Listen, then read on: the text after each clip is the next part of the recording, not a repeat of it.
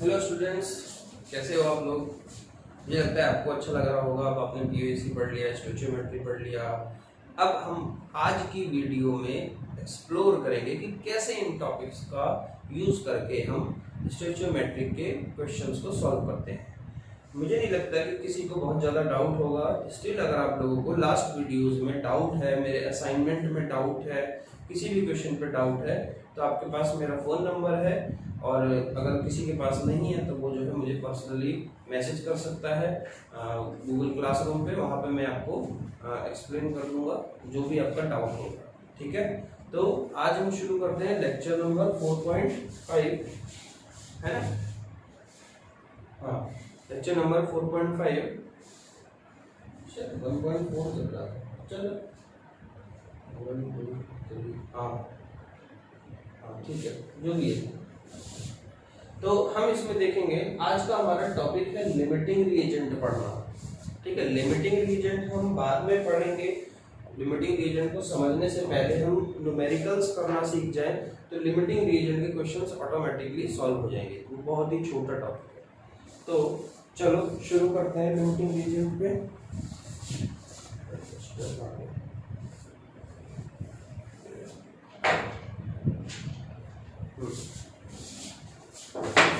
तो सबसे पहला क्वेश्चन है, ये लिमिटिंग रिएजेंट अभी थोड़ी देर बाद पढ़ाऊंगा, पहले हम क्वेश्चन सॉल्व करना सीख रहे हैं।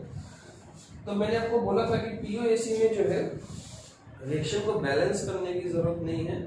What you all have to do for in case of P, you just have to conserve the number of atoms from the reactant side and the product side. Right now we are going to solve the numerical by the help of stoichiometric method. Recently I had already explained it. So let us begin. First question is 4 Fe plus 3 O2 produces 2 mole of Fe2O3. First of all, let me tell you, this is a balanced chemical equation, है ना। So generally in exam point of view, generally the reactions are balanced and you just have to apply. You know what, if reaction is balanced you don't have to worry about it. You don't need to apply POAC, you just go through your stoichiometric method. Even I used to prefer that only. So here 4 moles of Fe requires 3 moles of O2 to give 2 moles of Fe2O3. So the question arises, how many moles of O2 is required to produce 5 moles of Fe2O3? उसने क्या बोला है कि कितने मोल O2 की requirement है to produce 5 mole of Fe2O3, यानी कि ये बन जाए 5 मोल। तो याद है मैंने बोला था स्टोइचियोमेट्रिक मेथड में क्या करते हैं, जिस चीज के बारे में आपको मालूम है उसे लेफ्ट में रखते हैं। आपको क्या मालूम है, 5 mole of Fe2O3, 5 mole of Fe2O3। ये इसको अब क्योंकि हमारे पास डाटा इसका है Fe2O3 का, तो हम जो है रिक्वायरमेंट पे चलें, क्योंकि ये सब रिक्वायरमेंट है, ये प्रोडक्शन है। तो रिक्वायरमेंट है O2, 2 मोल Fe2O3 के लिए 3 मोल O2 की रिक्वायरमेंट है। ये हमें किसने बताया, ये हमें बैलेंस केमिकल इक्वेशन ने बताया, क्योंकि यहाँ पे 2 लगा हुआ है, यहाँ पे 3 लगा हुआ है। तो सिंपल सी बात है, 2 मोल Fe2O3 के लिए रिक्वायरमेंट है 3 मोल O2 की। तो अब हम 1 मोल के लिए निकाल लेते हैं, 1 मोल Fe2O3 के लिए कितने की रिक्वायरमेंट है। तो याद है ये 2 रुपए में 3 कैंडी मिल रही है, 2 रुपीज में 3 कैंडी, बहुत ही सस्ता है। सस्ता है मतलब 1 रुपए में 1 से ज्यादा मिलेगा। तो 1 के केस में आपको याद होगा 3/2। और बनाने कितने हमें 5 मोल्स बनाने। और 5 के लिए हमें ज्यादा चाहिए, और ज्यादा के लिए करते हैं मल्टीप्लाई। ये हो जाएगा 15, ये 2, ये आ जाएगा 7.5 मोल। मुझे नहीं लगता इसमें बहुत ज्यादा टफनेस थी। और हाँ, एक चीज और, क्वेश्चन को जब भी आपको बोर्ड पर क्वेश्चन दिखे तो आप उसे जो है मेरे सॉल्यूशन का वेट मत करें, आप उसे वीडियो को पॉज करें, क्वेश्चन लिखें, खुद से एसेस करें कि जो अभी तक आपने सीखा है क्या उससे क्वेश्चन सॉल्व हो रहा है या नहीं। अगर हो जाता है तो ट्रस्ट मी आप बहुत सही जा रहे हैं, और अगर नहीं होता है तो मैं उसे एक्सप्लेन कर ही रहा हूँ, फिर अगले के लिए आप ट्राई करो। बट मेरे भरोसे मत रहो कि जो है सर बता देंगे क्वेश्चन और सर ही बता देंगे सॉल्यूशन। क्योंकि फिर असाइनमेंट और टेस्ट में प्रॉब्लम होगी। Next numerical is this 3 moles of NO2 requires 1 mole of H2O which is going to produce 2 mole of HNO3 and nitrous oxide, nitrogen monoxide. This is known as Ostwald process. इस process को बोलते हैं Ostwald process. ये nitric acid के लिए production में इसी method के थ्रू नाइट्रिक एसिड बनता है। So question is 6.3 gram of nitric acid required, यानी कि अभी भी हम प्रोडक्ट के पास चल रहे हैं। देखो नाइट्रिक एसिड का वेट दिया हुआ है और वो कह रहा है कि रिक्वायरमेंट है NO2 की कितनी। तो अब याद है हमें उन चीज को बाहर निकालना है जिसकी रिक्वायरमेंट है। तो जो गिवन है, यानी कि हमारे पास गिवन है नाइट्रिक एसिड का, तो मैंने डाटा बाहर निकाल लिया। 2HNO3 gives 3 मोल, सॉरी रिक्वायर 3 मोल NO2। ये हमारे पास गिवन है, इसको हमें फाइंड आउट करना है। तो गिवन वाला लेफ्ट में, फाइंड आउट करने वाला राइट में। तो जब 2 के लिए 3 चाहिए तो कैंडी सस्ती है, तो 1 के लिए कितनी चाहिए होगी 3/2, ठीक है।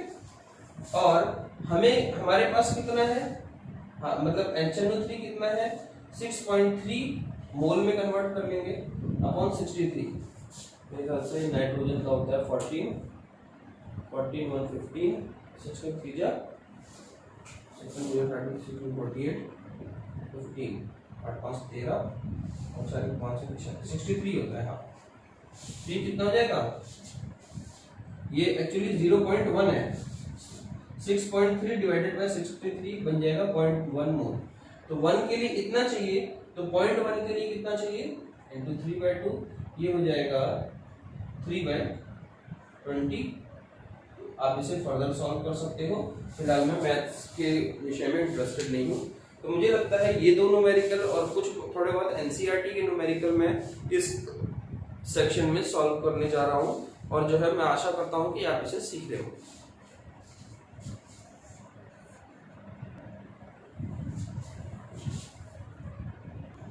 अगला क्वेश्चन है ये कहना चाह रहा है weight of Fe2O3 produced with the help of 18 gram of FeO when it is reacted with oxygen। तो FeO हम लिखेंगे, सबसे पहले तो हम रिएक्शन को बैलेंस करेंगे क्योंकि हम स्टोइचोमेट्रिक मेथड के थ्रू जा रहे हैं। मैं POAC में बहुत ही कम इंटरेस्टेड हूँ बिकॉज POAC थोड़ा लंबा लगता है मुझे method. FeO plus O2 gives Fe2O3। लंबा क्या, अपनी अपनी चॉइस है, अपनी अपनी प्रेफरेंस है। POAC जनरली कुछ जगह उसमें रिस्ट्रिक्शंस है, याद है मैंने बताया था अगर एटम कॉमन नहीं है तो वहाँ पे आप अप्लाई नहीं कर सकते, लेकिन इसमें रिस्ट्रिक्शन नहीं है। That's why I used to prefer solving by stoichiometric method. तो FeO, हाँ क्या करना है मुझे, हाँ मुझे क्या प्रोड्यूस करना है 18, ये 18 ग्राम है। ये पूछ रहा है ये कितना प्रोड्यूस हो रहा है। तो सबसे पहले मैं रिएक्शन को बैलेंस करूंगा। 2, ये कितना हो गया 3, इसको 2 कर देता हूँ, नहीं इसको 4 कर देता हूँ, इसको 2 कर देता हूँ, ठीक है। और ऑक्सीजन बैलेंस कर देता हूँ, इधर 3 2 6 है, 4 इधर 2 इधर, ठीक है। 4 और 2 6 और 3 2 6, ठीक है। रिएक्शन बैलेंस हो गई है। 18 ग्राम में ये कितना प्रोड्यूस होगा, तो सबसे पहले मैं इसके मोल्स निकाल लूंगा। 18 मोल्स की क्या, Fe का 56 होता है, मोलर मास 56 और 16 होता है ऑक्सीजन का। 56 प्लस 16 हो जाएगा 6 से 12 5 6 7, ठीक है 72 हाँ इसका मोलर मास। तो 18/72 मोल्स है हमारे पास किसके, FeO के। तो अब जैसे कि हम अभी तक कर रहे थे, जो डाटा हमें मालूम है उसे लेफ्ट में, जो निकालना है उसे राइट। तो हमें निकालना क्या है ऑक्सीजन, तो मैं रखूंगा ऑक्सीजन इधर, और दिया क्या है हमारे पास FeO। तो अब मैं इसमें से चेक कर लूंगा 4, FeO के आगे 4 है, Fe2 ऑक्सीजन के आगे 1 है, ठीक है। तो 4 मोल FeO अगर एग्जॉस्ट होता है तो उसके लिए 1 मोल ऑक्सीजन की रिक्वायरमेंट है। मुझे ऑक्सीजन की निकलना है, हाँ ऑक्सीजन निकलना है। निकल क्या रहा हूँ, ये 18 ग्राम है। निकालना क्या है आपसे सर, मुझे निकालना है Fe2O3। 4 के लिए मैं 2 Fe2O3, हाँ मुझे ये निकालना। हाँ तो 4 मोल FeO प्रोड्यूस करता है 2 मोल Fe2O3। यस, 4 रुपए में 2 टॉफी मिल रही है, मतलब मामला महंगा है। तो 1 मोल FeO विल प्रोड्यूस, महंगा है तो महंगे में 2 वैल्यू भी कम आती है 1 से कम, तो सिंपल सी बात है 2/4 कर दिया मैंने। और हमारे पास कितना है मोल, 18/72, इसमें कितना होगा 2/4 इंटू 18/72। इसे सॉल्व कर लेते हैं। 4 4 जो 16, 4 5 जो 20, ये हो गया 2 3 जो 6, 4.5/36 कर लेना सॉल्व। अब बाकी का काम आपका है। अब मैं इसी के साथ जो है एनसीईआरटी के कुछ न्यूमेरिकल, कुछ का एक ही मुझे दिखा है बढ़िया, मतलब बहुत ज़्यादा टफ न्यूमेरिकल आ नहीं पाते हैं इसमें एनसीईआरटी में। क्वेश्चन है, मैं टाइम क्यों वेस्ट करूँ, देखो मैं लिख के भेज दूँ। हाँ तो बच्चों ये है एनसीईआरटी का न्यूमेरिकल 1.36। आप समझ ही सकते हो मैंने लिखने में टाइम वेस्ट नहीं करा, जैसे वीडियो लंबी ना होनी छोटी है। तो एनसीईआरटी का न्यूमेरिकल ये कहता है chlorine is prepared in the lab by treating manganese dioxide, इसका मोलर मास है 87, मैंने ऑलरेडी कैलकुलेट कर दिया है, with aqueous HCl according to the reaction. ये रिएक्शन के थ्रू जो है क्लोरीन का प्रिपरेशन होता है, और वो ये कहना चाह रहा है कि how many grams of HCl react with 5 gram of MnO2। अब ध्यान से देखो, यहाँ पे 2 रिएक्टेंट है, 2 रिएक्टेंट में से एक रिएक्टेंट की वैल्यू दी हुई है और दूसरे रिएक्टेंट की वैल्यू आप इजीली कैलकुलेट कर सकते हो जैसे ये रिएक्शन बैलेंस होगी तो, ठीक है, स्टोइचियोमेट्रिक मेथड से। तो मैं एक बार बैलेंसिंग चेक कर लेता हूँ। 2 2 4 chlorine, 4 hydrogen, 4 hydrogen, manganese 1, manganese 1, ठीक है, सब बैलेंस है। तो चलो अब कर लेते हैं काम।